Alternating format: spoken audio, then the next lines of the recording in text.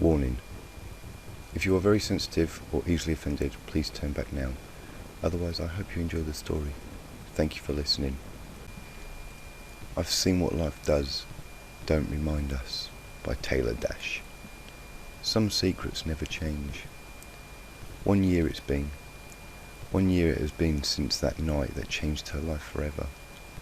Why did every pony have to be so judgmental, so harsh? All she could think of every day was suicide and alcohol. What a miserable way she was leading. Every morning was the same old thing. Get up, drink, and pass out on the couch. Her once beautiful rainbow mane was now dull and unkempt. Even her luscious sea and fur had been faded into a light greyish blue. Her mansion was forcefully taken from her, and had found a measly wrecked cloud apartment to stay in. Trash was thrown everywhere. Her kitchen was stacked to the rim with dirty dishes and other kitchen accessories. Even the walls had faded and cracked, with the pieces of paint falling off of it. But today was the day Dash had been preparing for. The day she would confront her thoughts and finally do what she'd been longing for. No pony cared about Rainbow Dash. Not anymore. Princess Letty didn't even bother with her. Not because she didn't care, but because she simply had no time to deal with such twaddle. Her used to be 5 best friends had left her abandoned and thrown out into the darkness with no help, pounding at herself every day. The words filled with hate and spite poisoned her head. It only takes so long that you begin to believe what others say after being said so much. What a shame it is. Getting out of her bed, Rainbow grabbed a bottle of aspirin on her side table, swallowing 4 tablets dry to ease the hangover. Today was the day she surrendered to her own war. Her soul had turned to stone and her emotions had left. No matter what happened to her, she felt empty and completely unbothered. Clumsily walking over to her desk, she searched around for a piece of paper. It was difficult for her to find anything in this hellhole of a house. To her success, she instead found a few sheets of used and crinkled paper. Sitting down at her desk, she picked up a pen, turned on a lamp and began to write. It's been over a year now since I've spoken or written to any pony, but today is the day I write to you all with my final words. Over the course of time, I have lost my friends, my family, my job, my house and my life. Day by day, I contemplate, should I just take the coward way out and end all this all? It's all clear to me now. It isn't the coward's way out anymore. It's a freedom that has been calling my name. I regret that day, the day that my best friends found my journal. I still think about why I even wrote all my personal feelings in that damn journal. But it's gone now. It was taken from me and burned. So why worry anymore? But what's more important is how every pony treated me. How you can all be so judgmental, so evil, so torturous to someone who did nothing but care for and love you. I saved lives, and I was idolised as the fastest flyer. I was looked up to, but instead of showing acceptance, you kicked me in the dirt and tossed me around like a piece of garbage, only because my preference for her. For Buck's sake, I'm writing on this on a paper instead of speaking it, but who cares anyway? I doubt anyone will read this. Why does it even matter? If only any pony out there finds this and reads this, I hope you take a good look at me and soak in everything that you have caused me. Goodbye, R.D. Carefully folding it, she slid the half-ripped note into an envelope. Her mouth felt quite dry after sealing it. It was time for her last drink. Grabbing a bottle of vodka, she slugged it down like nothing.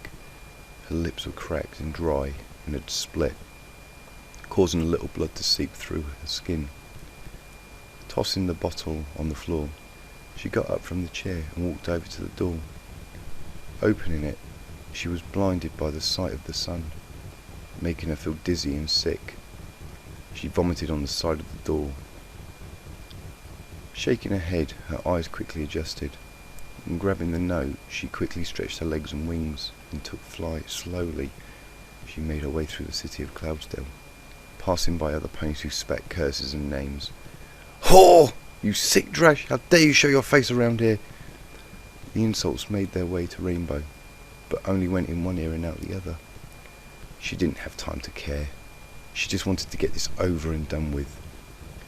Approaching the city fountain, she took the note and set it on the top of the edge. She figured if any pony cared what it was, they would grab it before the wind blew it in the water. Some cringed at her looks. The amount of small scratches and cuts and bruises made for a very unpleasant sight. It was awful to see such a beautiful pony become such an ugly monstrosity. But like everything else, it didn't matter, and would fade with time. She reached in a small pack she brought with her and pulled out her Wonderbolts medal and set it upon the letter. Her signal was clear. This was her end. Lifting herself off the ground, she made her way back to the apartment, but the flashes of the past came in her head uninvited. "Good morning, Applejack," Rainbow said happily. Applejack turned and stared. Her lifeless eyes penetrated Rainbow's. "Is something wrong, AJ?" Applejack took out a brown journal from her pack and slid it across the ground to Rainbow. Her heart sunk. Immediately, she felt a tear come from her eye. Rainbow knew what was coming, but she was not prepared.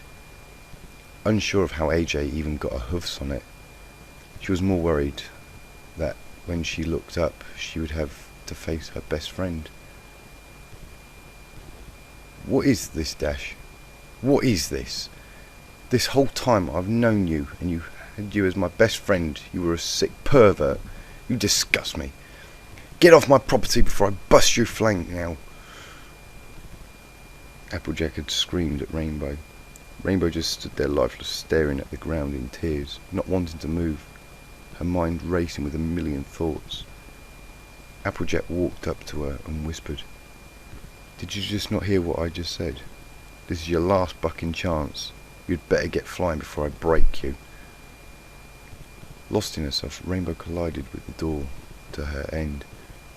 Laying on the ground, she huddled up and thought about all the memories she had of her friends, tears dripping down her face and along her coat, washing away specks of dirt.